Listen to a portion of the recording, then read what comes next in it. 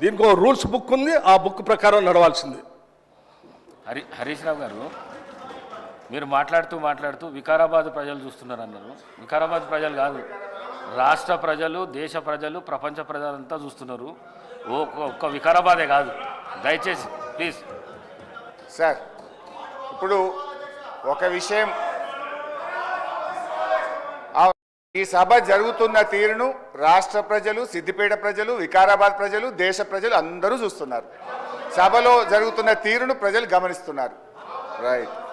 అధ్యక్ష, గౌరవ deputy speaker గారు, గతంలో సభ ఎట్లా జరిగింది, ఇప్పుడు ఎట్లా జరిగింది అని ఒక్క నిమిషం. I'm quoting rules book. Deputy CM, అదే సారీ, సీఎం అవుతారేమో ఫ్యూచర్లో, మంచిదే కదా.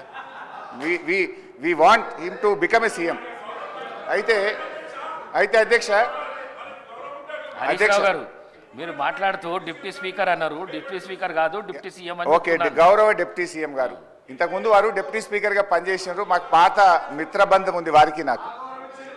అయితే అధ్యక్ష గౌరవ డిప్యూటీ స్పీకర్ గారు, డిప్యూటీ సీఎం గారు గతంలో ఇప్పుడు ఉన్న రూల్స్ గురించి మాట్లాడారు. I'm quoting rules book sir, assembly rules number 86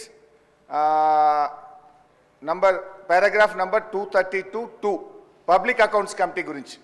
the committee shall have the power to indicate in the proposed time table the different hours at which the various stages of bills and other business shall be completed.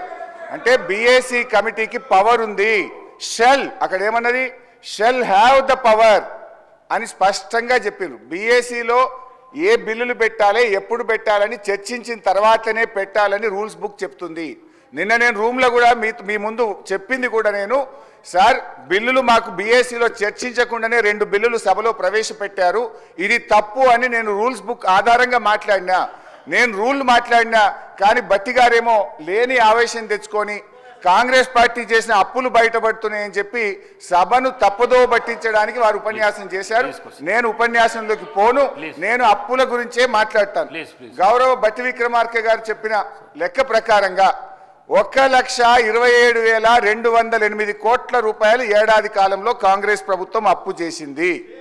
1,27,000 అంటే 5 ఏళ్లలో లెక్క పెడితే ఇది 6,36,000 కోట్లు అవుతుంది. 10 ఏళ్ల BRS పాలనలో 4,17,000 అయితే మీరు 5 ఏళ్లలోనే ఈరోజు 6,36,000 చేయబోతున్నారు. తర్వాత ఇంకొక విషయం నేను మీకు ద్వారా క్లారిఫై చేయాలనుకుంటున్నా. గౌరవనీయులు బట్టి విక్రమార్క గారు, మేము ప్రివిలేజ్ మోషన్ దేని మీద ఇచ్చామో మీరు క్లారిఫై చేయాలి. దాదాపు 20 మంది కాంగ్రెస్ బీఆర్ఎస్ ఎమ్మెల్యేలు అందరం మీ దగ్గరికి వచ్చి మేము ఇచ్చిన ప్రివిలేజ్ మోషన్ దేని మీద అధ్యక్ష మీరే చెప్పాలి. వారేదో నేను మదిరలో మాట్లాడిన దాని మీద ప్రివిలేజ్ మోషన్ ఇచ్చినామని సభను తప్పుదో పట్టించే ప్రయత్నం చేసినారు. మేము ప్రివిలేజ్ మోషన్ ఇచ్చింది వాస్తవ అప్పులు 4,17 అయితే 7 లక్షల కోట్లు అని చెప్పి వీళ్ళు ఇచ్చారు. పోయిన బడ్జెట్ స్పీచ్ లో తప్పుడు ఫిగర్ చెప్పారని చెప్పి గౌరవ ఉప ముఖ్యమంత్రి గారి మీద మీకు ప్రివిలేజ్ మోషన్ ఇచ్చాం. కానీ వారు ఇప్పటిదాకా ఏం మాట్లాడినరు, లేని ఆవేశం తెచ్చుకొని వ్యవసాయ కూలీలకు ఇయ్యద్దా, మీరు దాని మీద ప్రివిలేజ్ మోషన్ ఇస్తారా అన్నారు. తొందరగా ఈమనే మేము అడుగుతున్నాం. వ్యవసాయ కూలీలే కాదు 6 గ్యారంటీలు అమలు చేయండి. మొదటి శాసనసభలో చట్టబద్ధత తెస్తా అన్నారు, చట్టబద్ధత తేండి అనే మేము అడుగుతా ఉన్నాం. అయితే అధ్యక్ష మీ ద్వారా మళ్ళీ నేను కోరుతున్నా, నేను బట్టి గారి సవాల్ను స్వీకరిస్తున్నా. ప్రివిలేజ్ మోషన్ అప్పుల మీద తప్పుడు ప్రచారం మీద మీకు ఇచ్చాము, దాన్ని ఈ శాసనసభలోనే అలో చేయండి.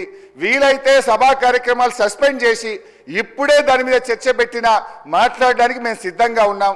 లేదు మీ కన్వీనియన్స్ ప్రకారంగా ఈ సమావేశాలు ముగిసే లోపు అప్పుల మీద మీరు చర్చ పెట్టండి. వాస్తవాలు రాష్ట్ర ప్రజలకు తెలవాల్సినటువంటి అవసరం ఉంది. దయచేసి మా ప్రివిలేజ్ మోషన్ను మీరు అలో చేయాలని చెప్పి మిమ్మల్ని కోరుతా ఉన్నాం.